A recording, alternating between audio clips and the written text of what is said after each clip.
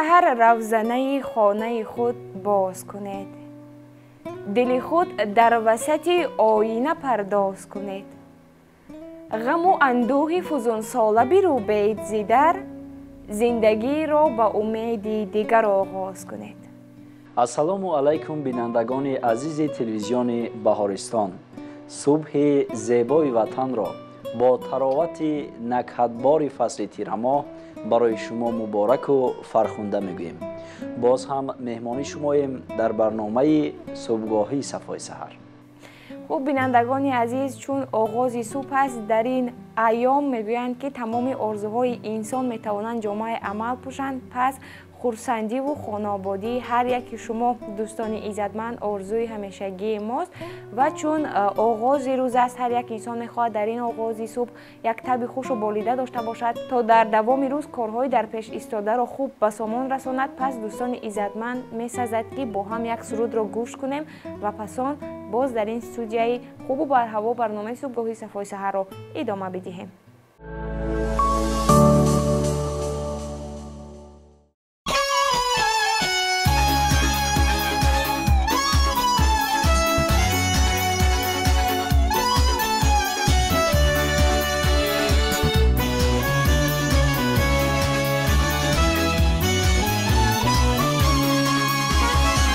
شکر ملت، شکر وحدت، شکر استقلال تاجیک. شکر ملت، شکر وحدت، شکر استقلال تاجیک. شکر بخت و هم سعادت، شکر این اقبال تاجیک.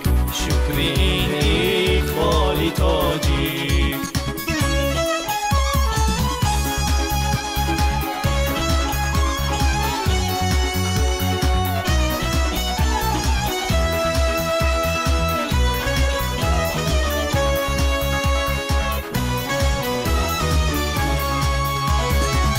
با پیامی نو هدایت راهی ما گشته درخشان. صلح و وحدت مرتب افشان در دیاری تاجیکستان. هم نباشد رشت و ختلان با حصار و هم زرافشان. سوخت هم رازی بدخشان، هم دوشنبه گل افشان، هم دوشنبه گل افشان. شکر ملت، شکر وحدت، شکر استقلال تاجیک. شکر ملت، شکر وحدت، شکر استقلال تاجیک. شکر بخت و هم سعادت، شکر این اقبال تاجیک. شکر این اقبال تاجیک.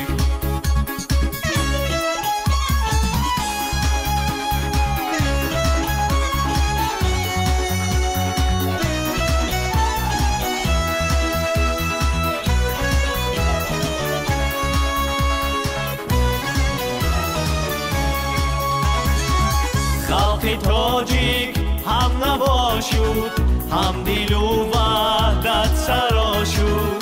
باطنی او پر ضیا شد، زندگانی پر صفا شد. هم نباشد رشت و ختلان با حصار و هم زرافشان. سوخت هم رازی بدخشان، هم دوشنبه گل افشان، هم دوشنبه گل افشان. شکر ملت، شکر وحدت، شکر استقلال تاجیک. شکر ملت، شکر وحدت، شکر استقلال تاجیک. شکر بخت و هم سعادت، شکر این اقبال تاجیک. شکر شکر استقلال تاجی شکر استقلال تاجی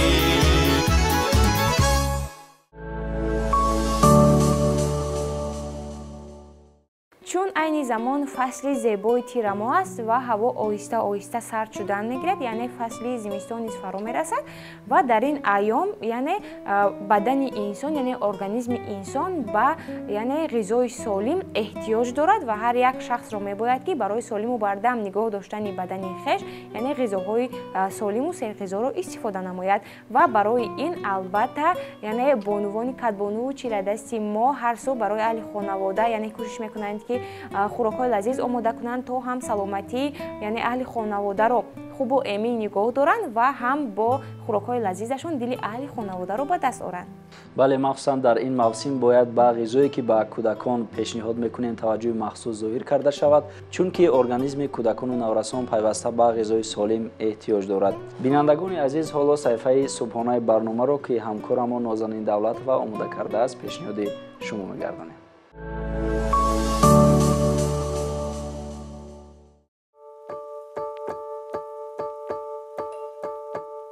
салом бинандагони азизи телевизиони Баҳористон, бахши субҳона аз манзури шумо дар идомаи барномаи Сафои саҳар ва ин навбат мо тасмим гирифтем то ба шумо тарзи омода кардани чунин кулчақандҳоро нишон диҳем.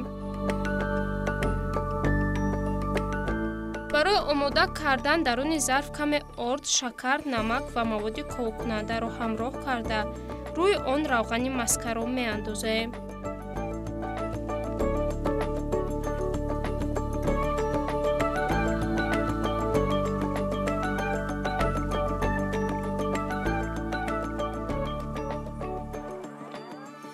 бо даст равған ва ордро якҷо мекунем то аз он чунин гард омода гардад.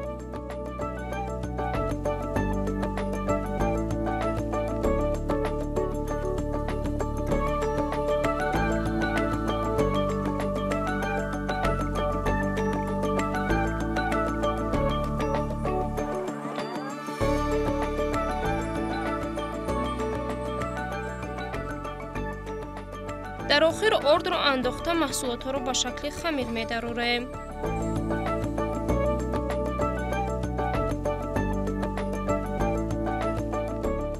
хамири омода гаштаро ба ду қисмат ҷудо мекунем. барои ковок гардидани хамир моро мебояд то онро даруни яхдон ба муддати 40 дақиқа нигоҳ дорем. пас аз 40 дақиқа як қисматро бароварда ба шакли давра тунук мекунем.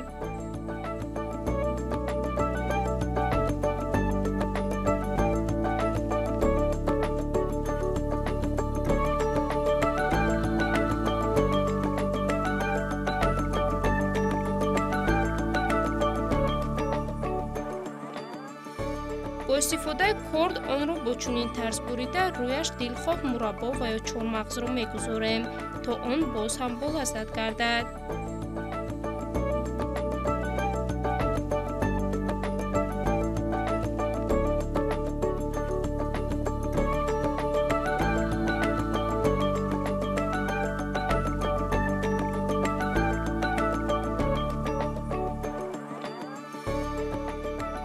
қисматҳоро бо чунин тарз тоб дода рӯи зарфи тафтон мегузорем. кулчақандҳоро даруни тафтон дар ҳарорати 200 дараҷа мепазем. бинандагони азиз, шумо низ метавонед аз ин дастурамал истифода бурда рӯи дастурхони хешро оро диҳед.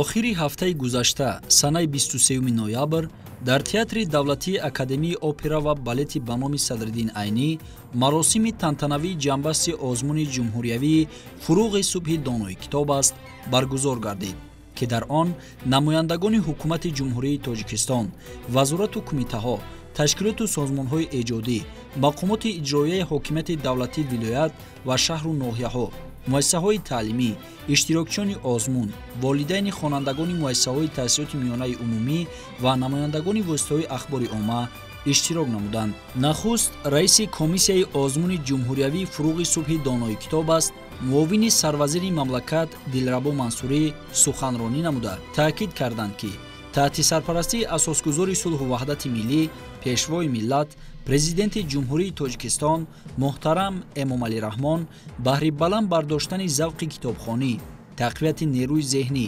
дарёфти чеҳраҳои нави суханвару сухандон, арҷ гузоштан ба арзишҳои миллию фарҳангӣ, инкишофи қобилияти эҷодӣ, таҳкими эҳсоси худогоҳию худшиносӣ, такмили захираи луғавӣ ва мусоидат дар рушди ҷаҳони маънавии тамоми сокинони кишвар соли шашум аст ки озмуни ҷумҳуриявии фуруғи субҳи донои китоб аст баргузор гардид.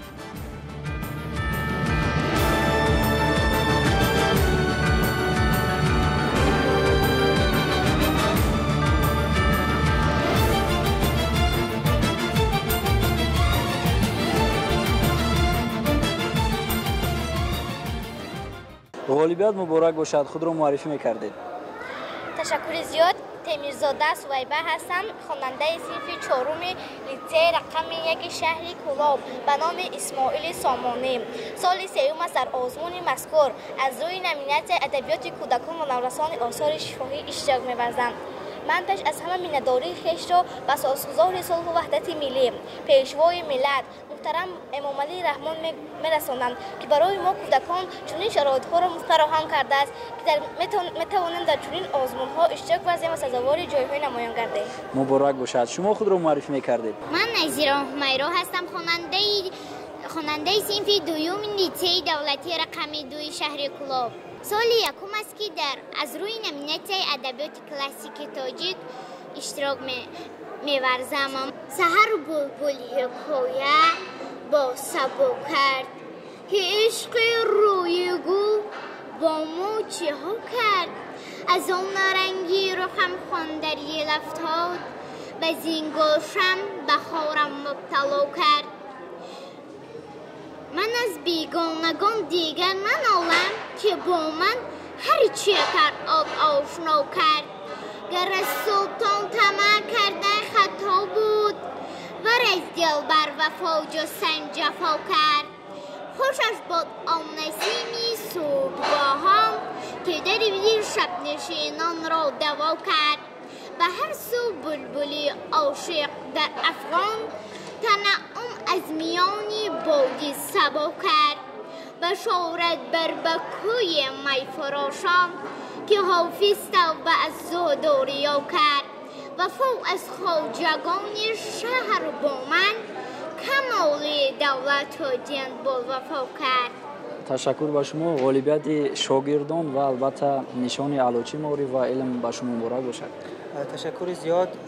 افتخارمند من سرفراز از آنم که در دور نهایی یکی از بانفوذترین آزمون‌های سطح جمهوریوی که واقعا هم آزمون دانشطلب است، 2 نفر از شاگردانم غالبیت به دست آوردن، یکی در نامینه‌ی خواندن و خود کردن آثار ادیبان کلاسیک تاجیک و دیگر در نامینه‌ی ادبیات کودکان و نورسان و آثار شفاهی غالبیت به دست آوردن و همچنین تحت غمخوری‌ها و سرپرستی پیشوای معظم ملت به آموزگاران جوان از جمله خود من که حالا در سن خیلی جوانی قرار دارم نشانی سررسیدگی علوچه معارف و علم جمهوری تاجیکستان تقدیم گردید که از این خیلی سرفراز و افتخارمندم. مبارک باشد. سلامت باشد. صایب مطلب روی دل است کس که در این عهد روی که نگردد زی کسی روی کتاب است. بنده صادق و شهبانو هستم، خواننده صنف دهمی مؤسسه تحصیلاتی میانه عمومی رقم 8 ناحیه اسماعیل سامانی شهر دوشنبه. غالب دور 4 آزمون جمهوریوی فروغ صبح دانایی کتاب است از روی نامینه ادبیات کودکان و نورسان و آثار شفاهی. در دور نهایی آزمون خوشبختانه سزاوار جای اول گشتم و این باعث افتخار من است. طول 5 سال است که در آزمون شرکت می‌ورزم و من نهایت این سال سزاوار جای اول گشتم. فروغ صبح دانایی یعنی آزمون جمهوریوی فروغ صبح دانایی کتاب است و من یک عالم افسانه است و هرگاه که من صفحه‌های کتاب را باز می‌کنم خود را در عالم افسانوی حس می‌نمایم. به تمام شرکت کنندگان آزمون جمهوریوی فروغ صبح دانایی کتاب است. از تجلی های خورشید همایونفر قبضه انوار برار و کاماری اهدا می‌نمایم.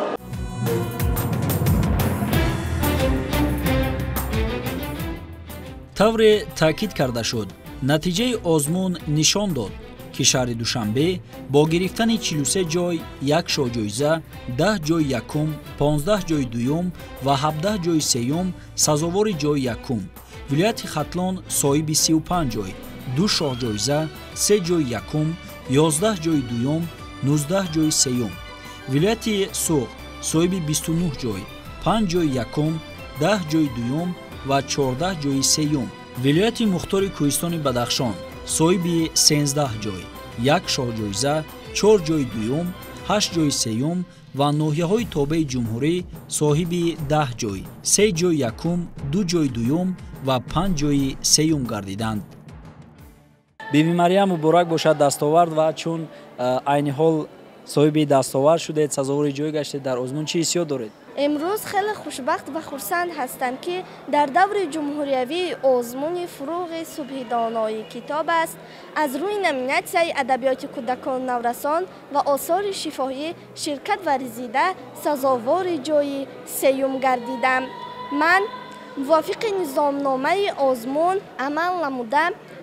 با دانستن 10,000 مصرع شعری، 158 کتاب، 100 حکایه، 113 افسانه، 111 چستان، 100 تزگویک، 100 لطیفه، 252 ضرب المثل، 20 داستان با پررگی، 50 رباعی، 20 کتاب از ادبیات جهان از بر نمودم. اعضای حکمان به من سوال دادند و من به سوالهایشان جواب گرداندم. من از شفافیت آزمون منتدار هستم.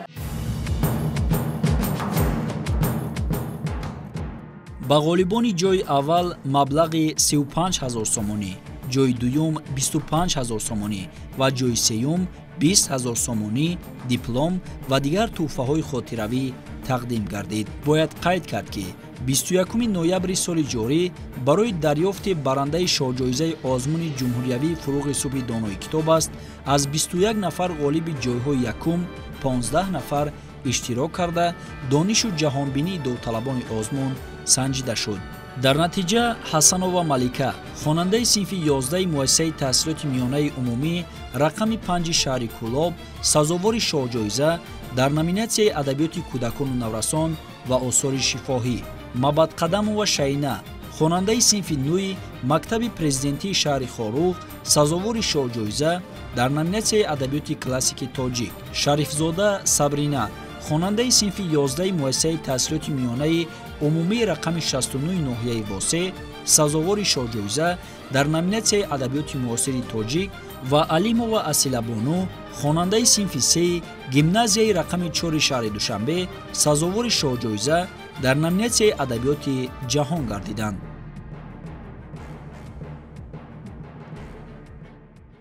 яке аз нафароне ки дар даври ниҳои озмуни ҷумҳуриявии фуруғи субҳи донои китоб аст сазовори шоҳҷоизаи озмун гардиданд. ин хонанда яке аз масоили таҳсилоти миёна аз ноҳияи Восеи вилояти Хатлон мебошад. ҷоиза муборак бошад. раҳмат. чӣ ҳиссиёт доред? خیلی خوشحال هستم که امسال صاحب شاهجایزه این آزمون گردیدم. منتداری خود را سرول به پیشوای معظم ملت محترم امام علی رحمان میرسانم که برای ما جوانان صاحب استقلال چنین آزمون ها را در سطح بلند برگزار میگردانند. جواباً به این همه غمخواری های پیشوای معظم ملت وعده میدهیم که برای باز هم گلشفایی وطن عزیز خود سهم ارزنده خود را میگذاریم. باور داشتید که شما سزاوار شاهجایزه آزمون با نفوذ فروغ صبح دانایی کتاب است میگردید؟ راستیگه با اونقدر باور نداشتم. من صاحب جای اول گردیدم ولی برای شاه جایزه اونقدر باوری نداشتم، ولی خیلی خوشحال هستم که صاحب شاه جایزه این مبارک باشد. سال چندم است که شما در آزمون؟ سال پنجم است که در آزمون فروغ صبح دانایی اشتراک میکنم. اخیراً بعد از 5 سال نتیجه بله بعد 5 سال بعد تجربه های زیاد ما توانستیم که موفق شویم و نامبرداری ناحیه و ولایت خود گردیم. معلم عزیز مبارک باشد. رحمت. چی گفتن دارید؟ من بی‌حد بسیار خوشحالم. البته ما باور نداشتیم که صاحب شاه جایزه میشویم. الان دوام 5 سال ما کوشش کردیم که با خوانندم البته باز سویه دانش را زیاد کنیم و در آینده ما برای جای هم کوشش نکردیم کوشش کردیم که همین خواننده من سزاواری جای گردد. مبارک باشد این دستاورد با تمام معارفچیان ناحیه واسی و عموما ساکنان مبارک باشد. رحمت. بینندگان گرامی، یکی از نفران دیگری که در آزمون سزاوار شاه جایزه گردیدند از شهر خاروق ولایت مختار کوهستان بدخشان میباشند. خوب چی احساسات دارید؟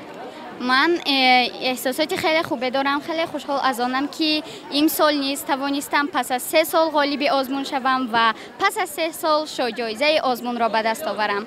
چی گفتنی دارید؟ بعد از این قدر دستاورد و بعد از این قدر زحمت شما این دستاورد رو یعنی شاه جایزه آزمون رو به دست آوردید؟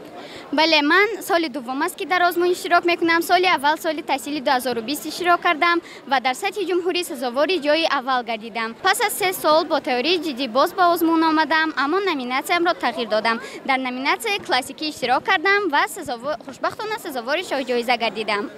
مبارک باشد. معلم عزیز، شما چی گفتنی دارید؟ تشکر زیاد.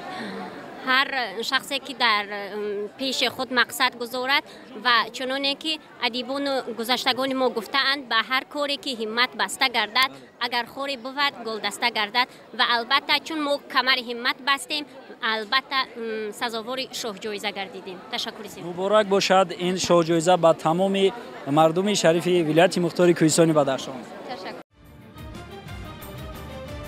واقعاً آزمون جمهوریوی فروغ صبح دانای کتاب است که تحت سرپرستی پیشوای ملت پرزیدنت جمهوری تاجیکستان محترم امومعلی رحمان سال 6 است که برگزار می‌گردد. در عمومی‌گردانی کتابخانه بین قشرهای گوناگون جامعه مخصوصاً کودکان و نورسان و جوانان مساعدت فعال نمود.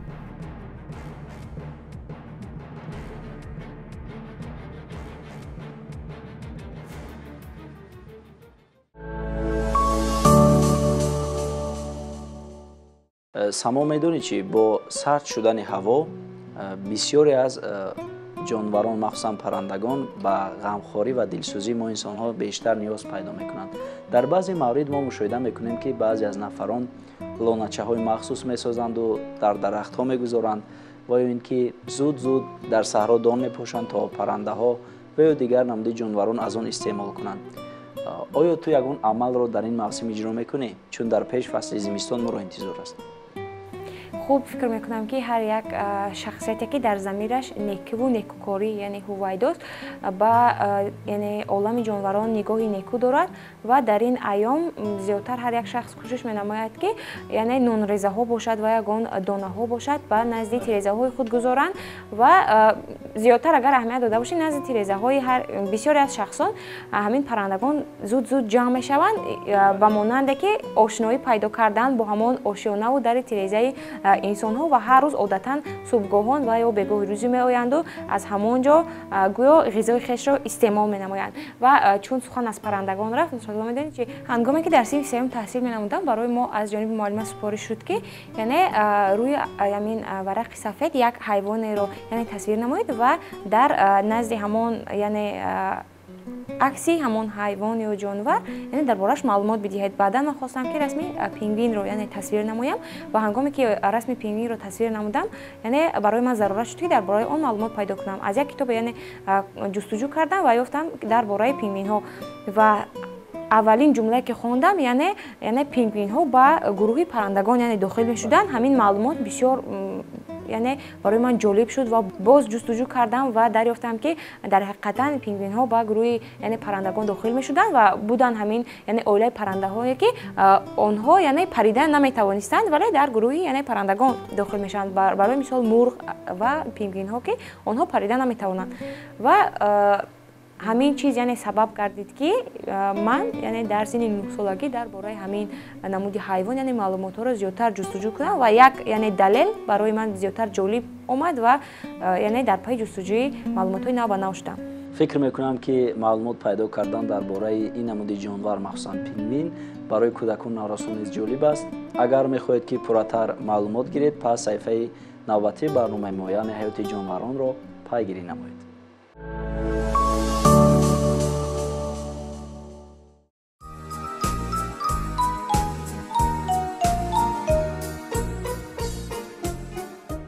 салом бинандагони гиромӣ, дар бахши навбатии ҳаёти ҷонварон бароятон дар бораи пингвинҳо маълумот медиҳем.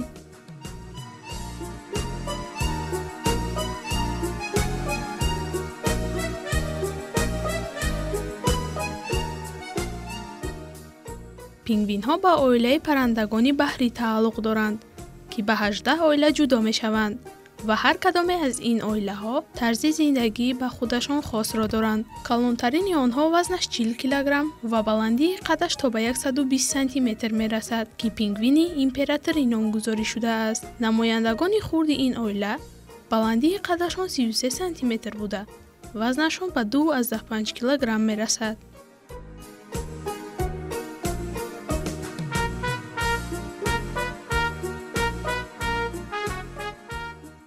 мувофиқи тадқиқот муайян гардид, ки ҳайвоноте ки дар минтақаҳои сард зиндагӣ мекунанд назар ба ҳайвоноте ки дар арзҳои гарм зиндагӣ мекунанд калонтаранд. пингвинҳо танҳо дар нимкураи ҷанубӣ зиндагӣ мекунанд. онҳоро одатан дар минтақаҳои антарктида дидан мумкин аст. чун дӯстдорони иқлими сард, пингвинҳо дар арзҳои дорои ҷараёни сардӣ зиндагӣ мекунанд.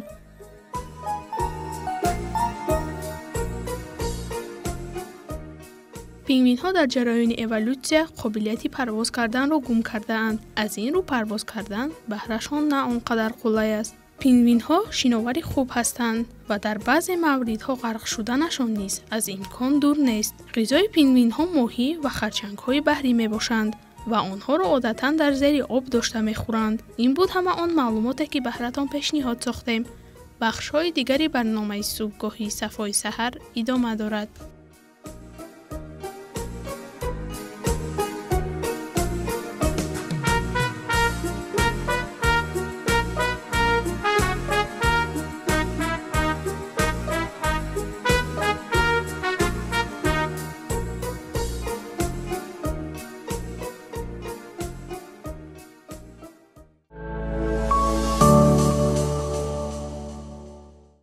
салом бинандагони азиз, мехоҳед аз хислати худ огоҳ бошед?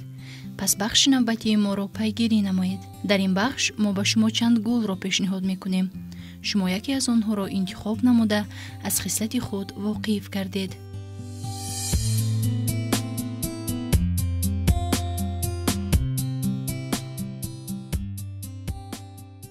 агар шумо расми якумро интихоб кардед, гувоҳ медиҳад ки одами хоксор ҳастед. дар назари шумо дигарон низ хуб ҳастанд. ҳамин хислати шумо, яъне меҳрубон буданатон, баъзе вақтҳо дар корҳоятон мушкилиро ба вуҷуд меорад.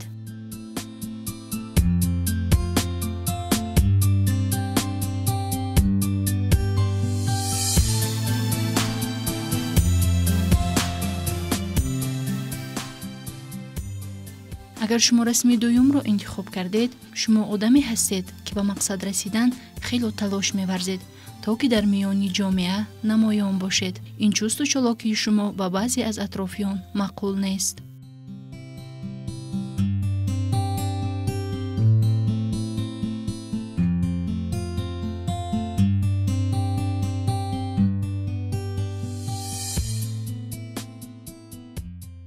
агар шумо расми сеюмро интихоб кардед, шумо ростиро дӯст медоред. инсондӯстӣ дар шумо ба назар мерасад. ҳама корро мехоҳед ба танҳоӣ анҷом диҳед, зеро шумо аз худбоварӣ доред, ки аз ҳудаи ҳамаи ин корҳо мебароед.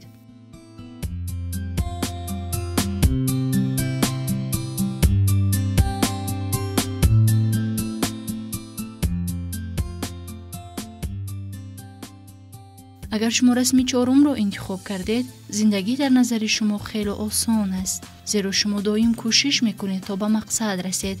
аз нигоҳи шумо дар зиндагӣ танҳо хубӣ вуҷуд дорад, зеро худатон одами хуб ҳастед.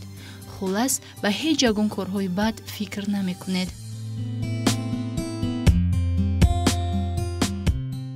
ин буд бахши навбатии мо. умедворам ки бо интихоби дуруст аз хислати худ то андозае воқиф гардидед.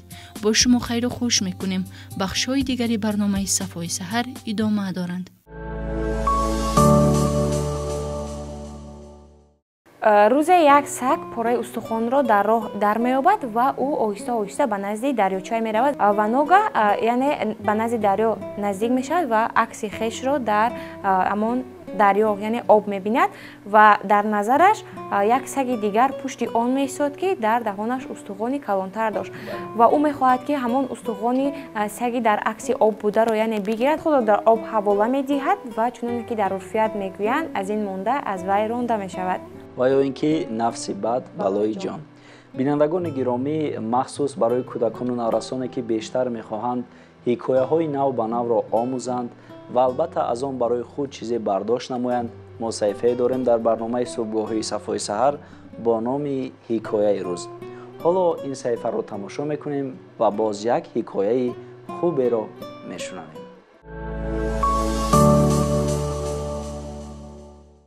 салом тамошобинони азиз, субҳатон бахайр бошад. ин лаҳза ба шумо ҳикояеро ки ном гирифтааст бодбарак нақл мекунем. бо диққат гӯш кунед. рӯзе як писараке буд ки номаш бобошоҳ буд. ӯ рӯзе аз мактаб ба хона бармегардад ва ӯ баҳои 2 мегирад. ба хона меояд, мебинед ки модараш нест. ӯ хеле хурсанд мешавад ва ӯ бо дастои ношуста ба назди дег меравад ва мебинед ки дар дохили дег модараш хӯрок пухтааст.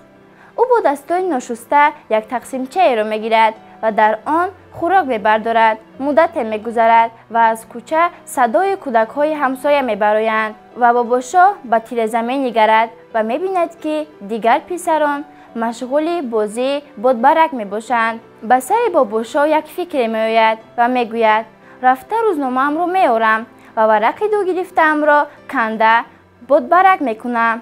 ӯ рафта аз ҷуздонаш рӯзномаашро мегирад ва баҳои 2 гирифтаашро бодбарак мекунад.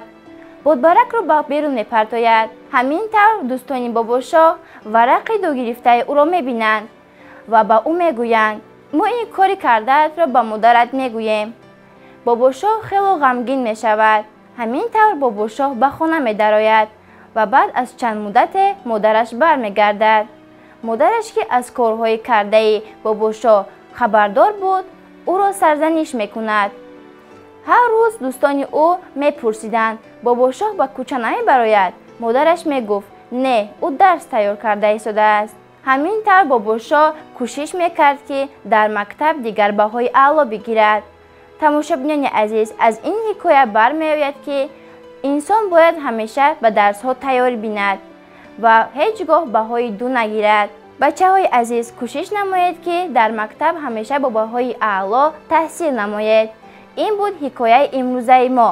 бахшҳои дигари барнома идома доранд.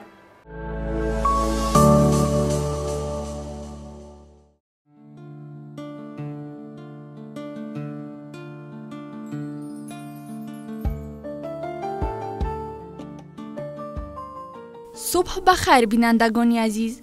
در این بخش ما به شما یک چند خصوصیت و پهلوهای شفابخشی نسک را پیشنهاد می نماییم.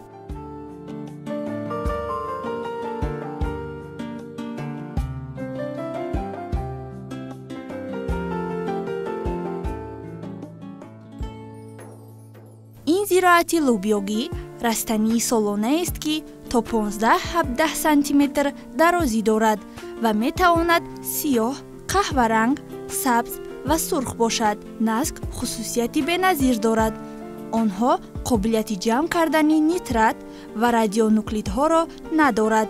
از این رو حتی در منطقه های آلوده پرورش کرده می شود. آن از جهت اکولوژی تازه باقی می ماند.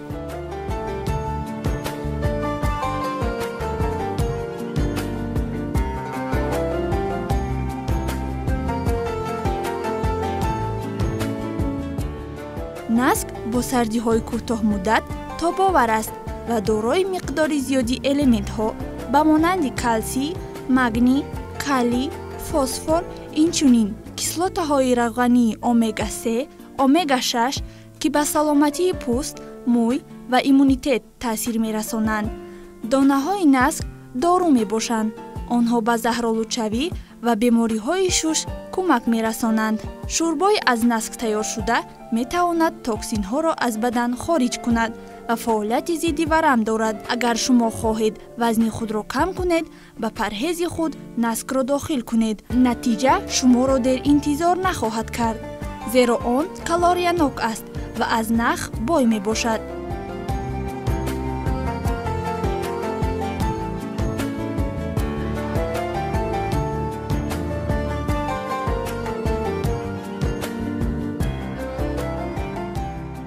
نسک با ماهی، گوشت، تخم و گیاه‌ها خوب همراه می شود و می تواند یک غذای اعلی صفت گردد. با این همه فایده ها، نسک سزاوار نامی ملکه لوبیا گردیده است. باید گفت که شخصانی گرفتار بیماری روده هستند از خوردن نسک باید دست کشند. اینها بودند چند معلومات وابسته به نسک. بخش‌های دیگری برنامه صبحگاهی صفای سحر ادامه دارد.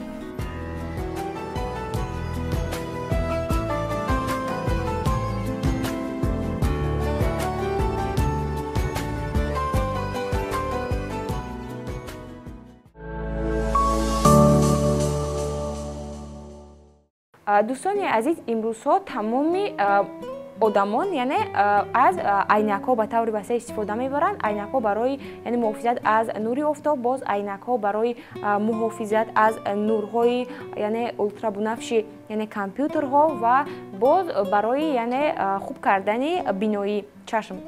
ва оё медонед ки дар замонҳои пеш яъне ҳамин айнакҳо чӣ гуна ихтироъ шуда буданд ва шакли онҳо чӣ гуна буд? Дар замонҳои пеш як шишаеро истифода мебурданд ки он ҳаҷми ҳамин ашёро якчанд маротиба калон нишон медод ва баъдан оҳиста оҳиста ба яъне айнакҳо як яъне чӯбак ва ё васлкунандае яъне байни онҳо пайваст намуданд ва онҳо яъне дар даст медоштанд ва дар чашмони худ мегузоштанд ва ин ноқулай буд албатта барои инсон, чунки як дасти инсоният ҳамеша банд буд ва бо як дасти дигар танҳо метавонист амалеро иҷро кунад ва ё китобҳоро яъне хонад ва боз ба ҳамон айнак ду дастакро яъне насб карданд ва чун айнакҳои муқаррарии имрӯза ва боз техникаву технологияҳо пеш рафтанд. Имрӯзҳо мо яъне тамоми мо инсонҳо аз линзаҳо ба таври васеъ истифода мекунем ки дастҳои мо озод ва чашмони мо метавонад ки ашёҳоро якчанд маротиба яъне калон бубинад ва нури чашмони мо инсонҳо дар кӯтоҳтарин муддат барқарор гардад. Само аз гуфтаҳои ту бармеояд ки мавзӯъ боз ҳам саҳифаи навбатии барномаи мо яъне технологияи навин аст. бинандагони гиромӣ, агар шумо мехоҳед дар бораи технологияҳои навин маълумотҳои кофӣ ба даст оред, пас саҳифаи навгониҳои соҳаи техника барои шумост.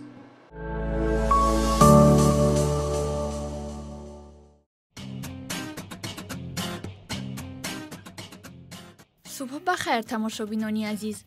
بخشی تکنولوژی نوین است منظور شما.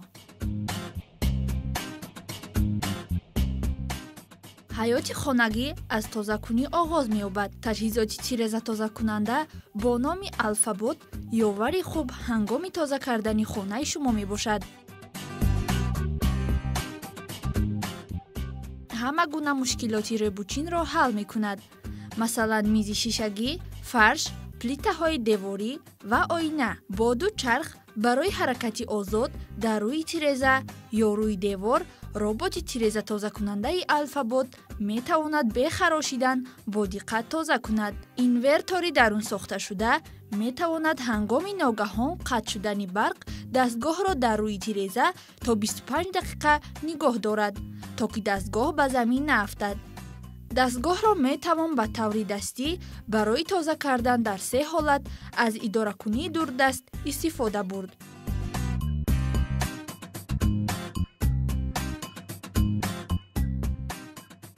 هولو ایپد شکل یک واحد میزی کاری دارد که حیوان شخصی خود را در شکل مدوزه با تکنولوژی‌های گولوگرافی طرح‌ریزی می‌کند. با هولو ایپد بازی کردن و دیدن عکس‌العمل‌ها جالب می‌باشد. هولو ایپد قابلیت‌های بیشتری دارد که فضای کاری شما را بهتر سازد یا رژه هر روزه شما را به ترتیب آورد.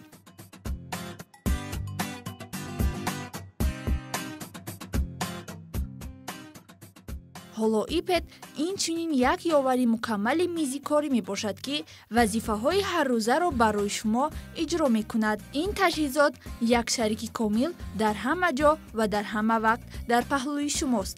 Соат дар вақти воқеӣ ва намоиши дақиқи обу ҳаво, навохтани мусиқӣ бо блютуз ва шабро барои шумо равшан мекунад. Ин таҷҳизот ҳама корро иҷро мекунад ва қобилиятҳои худро аз тасаввуроти шумо зиёдтар мекунад.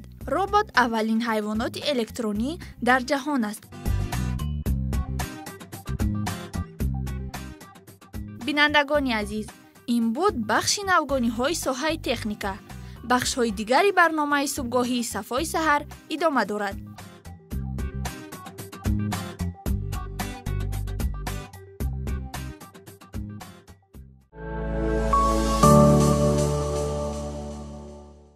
бинандагони азизи телевизиони Баҳористон, бори дигар субҳи зебои ватан барои ҳар яки шумо муборак ва фархунда бошад. Само фикр мекунам, агар инсон аз субҳ бо таби хушу болида ба иҷрои амалҳо ва корҳое ки дар нақша дорад пардозад, метавонад тамоми рӯз хушҳол бошад ва як рӯзи хубе дошта бошад.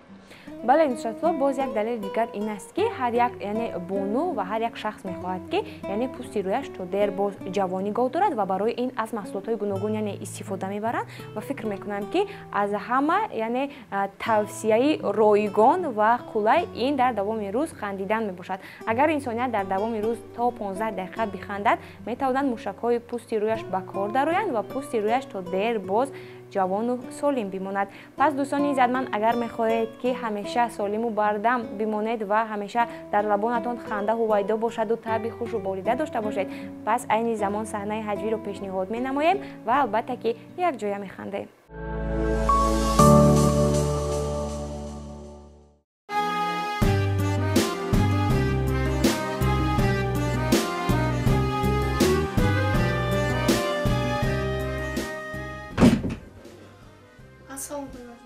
ва алейкум ва салом бачаҷон, ва алейкум ва салом. Китоб хонда истодаӣ?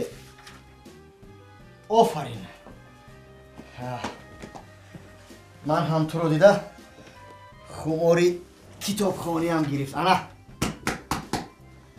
Саҳеҳи Ал-Бухорӣ, ҷилди аввалаш. Ту чӣ хонда истодаӣ?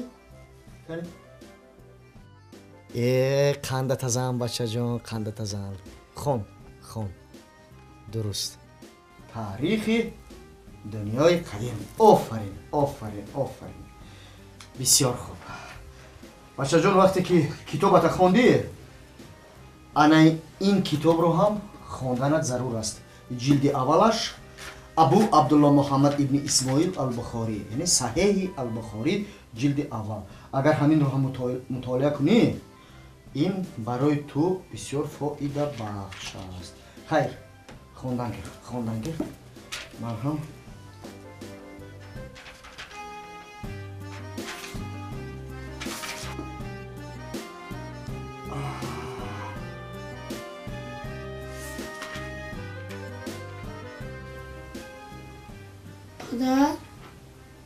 лабай бачам, ман ба муаллимаҳо ҳайрон мешавам.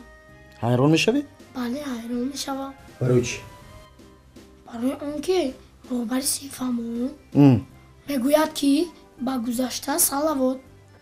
дуруст мегӯяд бачаҷон, ба гузашта салавот.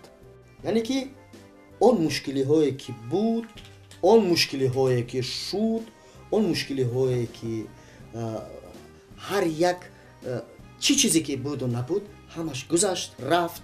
салавот. акнун фикри ояндаро кардан дар кор. лекин дурусту муаллимаи таърихамон бошад, мегӯяд ки агар гузаштаро надонӣ, аламин ояндаро намефаҳмӣ. гузаштаро надонӣ, ояндаро намефаҳмӣ гуфт? бале, дуруст. муаллимаи таърих гуфта бошад, дуруст гуфт.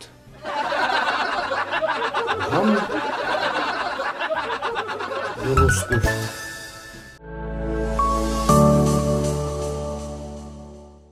мегӯянд ки ҳар як шахс агар зебоӣ дӯстдор бошад он мехоҳад ки зебоӣ биёфарад то яъне чашмони мардумро бо ҳамон зебоӣ офаридааш як рангу тоби дигар бидиҳад.